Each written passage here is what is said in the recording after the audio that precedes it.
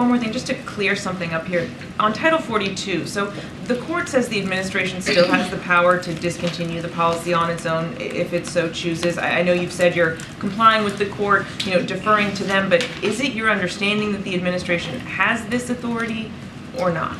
So the way I know we haven't really responded to this because we haven't had a briefing. So look, I'll say this just to kind of give a reaction here on the Supreme Court.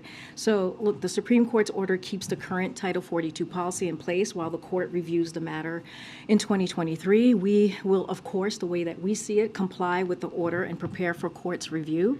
But at the same time, we're advancing our preparations, as I've mentioned, to manage the border in a secure, orderly, and humane way when Title 42 eventually lifts.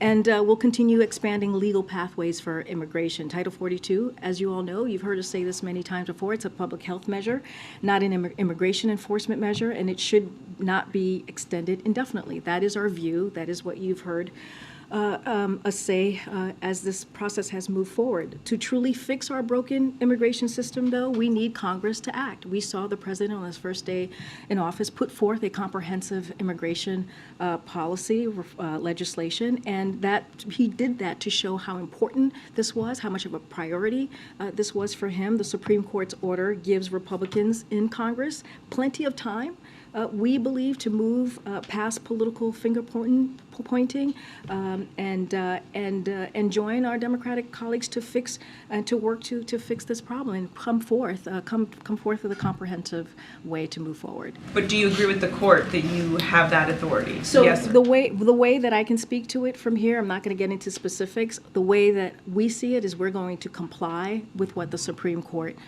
justice ruled in its current form with Title 42. I understand. Is there a difference of legal opinion here? Look, I'm just not going to get into dive into the legal opinion here or legal kind of the legal back and forth on this or any of the nuance. What I can say is we're going to comply with what the Supreme Court announced and they ordered just last week. We're not going to get into the legal opinion. Say whether or not you think you have that authority or not. I'm just not going to speak about it from here. That's a DOJ is doing the legal components of this. What I can say is we're going to comply with the Supreme Court order as it stands from last week.